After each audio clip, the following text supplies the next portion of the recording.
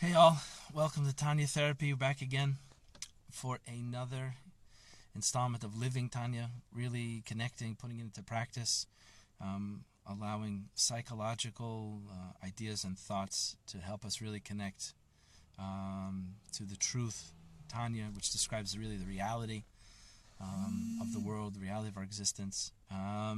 We often don't know who is we, me, I. I'm struggling with something. And the Tanya is coming to tell us that you are too. Everything needs to be seen through the lens of the fact that you are two. There are two souls.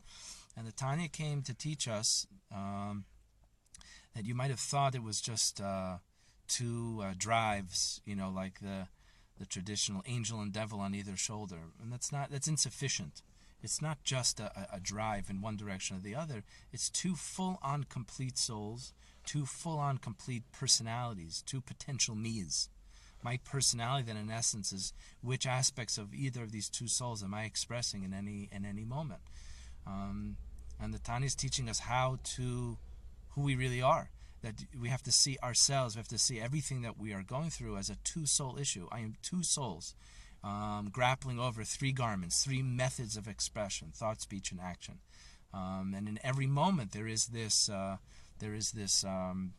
jostling backwards and forwards of which one is going to gain expression. And everything that occurs to me in life and everything that I'm going through, we need to see it through this lens, that there are two souls going on. So I am feeling jealous, negative, and depressed right now. Really, is that really me? Or that's a voice of an animal soul that I've chosen to listen to. Perhaps I've chosen to listen to it my whole life. Perhaps it's a voice that I picked up from my parents. And because if you think about it, this we have to do a whole thing about. But if you think about it, the godly soul and the animal soul, the godly soul doesn't begin talking to us until around bar and bat mitzvah age. 12, 13 years old, which means for the first period of life, we're living with an animal soul, and our parents are parenting us, and we're picking up messages, and those become the loops, the thought loops that we're hearing in our mind from the animal soul. That's why in the moment it can be very often very hard to say no to a suggestion our animal soul is giving us. Hey, think this right now. Hey, we should definitely say this right now. Oh, let's go do this. It's hard to say no because we've been saying yes to it. It's become so much a part of us. Like if you look in chapter 29 of Tanya, it discusses that's the issue. We've become so over-identified with the animal soul. He calls it timtum alev, spiritual congestion. We're blocked. The garments are blocked. What does that mean? Because there's translation and there's translation. There's translating something into English, and then there's translating it into real practical functional terms. So it means that I am being my animal self. I'm over-identified with the animal self so much. My godly soul is not able to get in. But we'll continue talking about this. But this is the idea that Tanya's describe is Torah. It's from the creator of the universe. It's as if you have the instruction manual from the creator himself. The Tanya is the only place in the world. No psychology, no theory, no system has this. A true description of the psyche, the inner workings of a human being. These are the facts. This is reality of life, whether we're on board with it or not. This is the only place where you can get it. The best that psychology can do is see how people function in different tests or environments, and then come up with theories as to why the brain or why the person did what they did. But it's always going to be guesswork.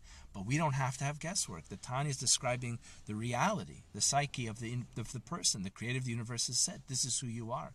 Because the best the world can do is they can dissect a body and get good information about how the body works. And so medical science is effective, but you can't dissect the soul.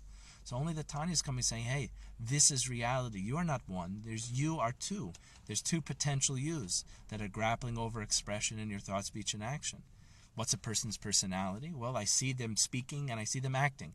And based on that, I get a sense of their personality. Well, what's going into that speaking and thinking? Well, it's either one of the two souls. Let's say if a person is living a secular lifestyle, so it's going to be more of the animal soul, much more of the animal soul, and then as they continue to grow and become more of their godly soul, as people say, "Oh, you've changed so much." You haven't changed. You just become you on a more deeper level. So we can go on and on about this, but this is that main core point. I need to see everything and myself, every issue I'm going through in life, relationships, personal struggles, challenges. There are two souls at work within me, two voices. They each have what's called the Yetzer. They each have a lawyer, a representative.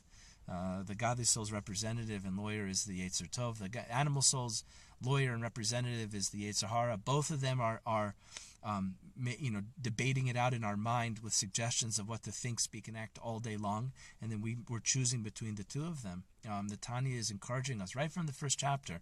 You see right there after the Alter Rebbe asks a lot of questions and shakes up the traditional definition of Tzaddik, Rasha, and Beinoni, we right away get into two souls.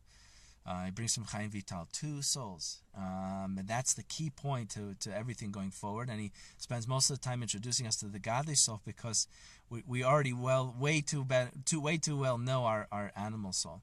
So let's start hanging out with that. Let's go through the day aware of two souls. Aware more. Don't drive yourself crazy trying to track down every thought, but you can observe the debate going on in your mind.